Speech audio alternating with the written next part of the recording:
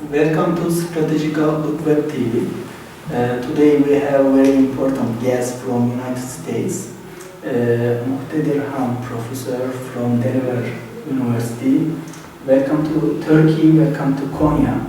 Thank you very much. I'm delighted to be here. First, I want to start with Donald Trump. What do you think about, Donald Trump is going to become a president for the United States? I hope not. What Donald Trump is probably going to achieve is that he's going to make Hillary the president of the United States, but hopefully he is also going to make the Republicans lose the Senate and the Congress even. Right now, the Republicans have a majority in the lower house of the parliament and the upper house also, which is very critical for appointing judges to the Supreme Court, the confirmation of ambassadors, etc. So what is going to happen on November 8th is when Americans go to poll and they look at the ballot will be long ballot. On top of the ballot, they will see Donald Trump, and there is this fear that it will turn voters away from the Republican Party. So not only the Republican presidential candidate, but Senate candidates, Congress candidates who are running for other offices may also lose as a result of this down ballot effect, as it is called. Right now, we have this very peculiar situation in the US where 70% of all Americans absolutely despise Donald Trump, and 60% don't like Hillary Clinton. So it's not an election of which person you like, but we will be electing the person we dislike the least. So it's like this very unusual election. So in that sense, there is one such circumstance, one situation under which I think Donald Trump could become the president of the United States. And if that is if some Muslim commits an act of terror just in time before the election, like the San Bernardino shooting that happened in California, if something like that were to happen in October, then it is quite possible that it could trigger a lot of independents and maybe even Democrats who could get really upset and realize that maybe America needs the kind of things that Donald Trump is talking about. That's my fear. There are other analysts and other professors who fear that in spite of even if such a thing were to happen, God forbid, maybe Americans would still not vote for Donald Trump because he's so un-American in his rhetoric on many of the issues. Especially, that ISIL attacks in Europe, in Paris, in Belgium, and also a lot of young people from European countries, from United States, from Japan, a lot of young people join to ISIL. What do you think about it? Well, ISIL is a very interesting phenomenon. It has been tremendously more successful than Al-Qaeda in recruitment. And it's not even recruiting from European countries. So the estimates from some sources are that there are more than 3,500 to maybe even 5,000 Europeans alone who have joined ISIL with more than 1,500 friends. Not only have they joined ISIL, but some of them have actually returned back to their base countries in Europe. So ISIL probably has sleeper cells in these countries. But even from the Muslim world, I think that one of the biggest providers of manpower to ISIL is Tunisia, and there are lots of Turks also who have left Turkey and joined ISIL. One of the suicide bombers, I think, in Istanbul was of Turkish origin. So yes, ISIL seem to have a lot of appeal. I think it's most important, there are two things that contribute to its success. One is its use of social media. It's very good at using YouTube videos, Twitter, especially Twitter and Facebook. And so by using these technological and digital tools which go into the hand of young people, ISIS has access to the youth, especially in developed countries, far more than any other organization ever did. But the fact that they are able to conquer territory and hold it, and actually declare a caliphate and establish whatever they have, the fact that they have a physical entity, unlike Al-Qaeda never had that. So it is this possession of land which can be presented as a country, I think is the greatest success of ISIL. And also the reason why there is so much appeal for success. In the last 3-4 years, about 250 Americans have gone and joined ISIL. And many of them, some of them who have been arrested on airports, etc., it is clear that they are not thinking of joining just to fight. Some are thinking of becoming policemen. One person who was arrested on an airport said that he wanted to become a pharmaceutical salesman.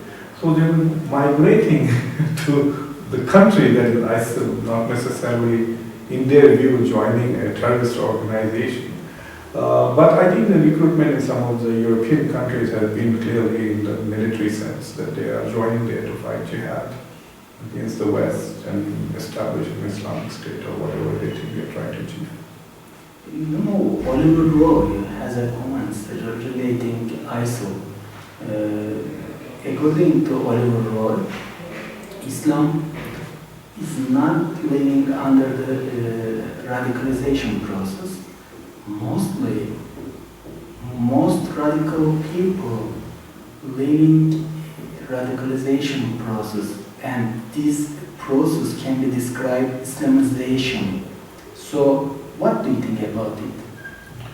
Well, I'm not familiar with that argument, even though I'm familiar with Oliver Roy's work. If he's trying to suggest that Islam as a religion does not radicalize people, that is true. I'm a practicing Muslim and I'm not ready to blow myself up or kill anybody.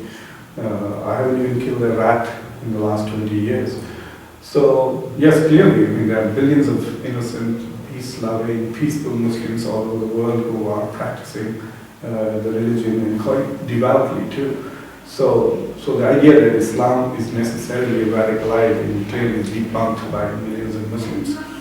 But the question really remains is that there is a particular interpretation of Islam, the Salafi jihadi interpretation, which seems to have recruits to it.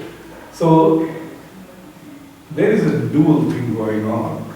There is some kind of disenchantment in European societies, so where people are experiencing the promise of modernity hasn't been realized in their lives. So they are feeling alienation. They are living in democracies but still feeling discrimination. They are supposed to be living in religious and secular societies, but they are experiencing religious discrimination. So there is a sense of alienation among some of the youth, among Muslim populations in Western Europe. And then with the rise of Islamophobia, they feel that the world is against Islam, so it is having that kind of a desire of helplessness and anger at the situation that they are in their existential conditions, and so maybe they are inspired to go and join ISIS because they feel that's the only way in which they can respond to these conditions. But there is another thing to this phenomenon which kind of makes it difficult to fully accept this argument, and that is the presence that in some parts many of these people who are joining ISIS are actually converts to Islam. So they are not Islam Muslim. I was listening to an FBI presentation on counter-radicalization, and they were arguing that the time period from when a person converts to Islam and joins a group like ISIL in the past used to be 2.5 years, now it's become 7 months. So within 7 months, people are converting, not just converting, they are coming into contact with ISIL on the internet. So within 7 months, they're converting, getting radicalized, and going and joining. So this sort of rapid wind. I mean, that means ISIL has got so much better at recruitment that they're converting people to whatever Islam they are preaching. But who are these people? Who are these Westerners, these young Western people who are, it's not just men, they're also women, who are leaving these so-called wonderful, liberal, democratic and secular societies and going and joining ISIL in spite of all the negative coverage of ISIL in Western media. So it's a sociologically a very fascinating and perplexing and frightening thing for Western societies. My last question, what is the main solution against radicalization process?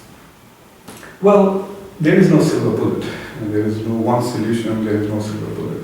There are many things. See, there are some clearly obvious instances of injustice that have been done, like the case of the Palestinians. America's war in Iraq, which was clearly an unjust war, and its consequences have been so horrible to the region.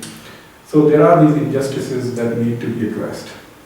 That's one case. The second thing is that there are lots of sociological factors of intolerance, of culture of intolerance, culture of hating the other, extremism against Muslims, from Muslims, and so on. So that is an element there which further aggravates the situation. And then there are economic problems, unemployment, the failure of the governance. The states are corrupt, the governments are not able to provide good governance. Across the board, you see collapse of state after state after state. Iraq is a failed state, Somalia is a failed state, Afghanistan is a failed state, Pakistan to some extent is a failed state, Syria is completely failed state.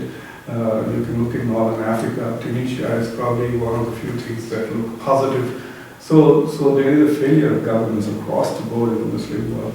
There is a failure of adjusting to the modern world, which is moving so fast. Countries are developing so fast. Such wonderful things are happening to certain sections of the population in the world, and the others who are able to see this through social media and global media are falling behind. So their global resentment is also a phenomenon. So what we need to do is that those who are concerned about radicalization, governments, civil society agencies, religious interfaith organizations have to come together and perform a complex task of addressing all these possible things, creating employment for youth, addressing issues of social injustice. There are injustices not only in the international level, but in America, for example, right now there is growing awareness of racial injustices, income inequality. So the world is moving into a period where there are lots of, shall we say, instances or lots of forces which are tearing the social fabric apart. And so we really have to work hard on fixing many of these holes. It's like a ship with several holes, and you can't save the ship by trying to fix just one hole. And I think that's the story of counter-radicalization, that we have to build the capacity to govern, we have to build the capacity to tolerate. So you're developing civil society, you're developing religious sensibilities, and you're developing capacity to... Thank you very much, dear Professor. Thank you very much for watching the class. Thank you. Was that happy? Thank you very much. You're welcome.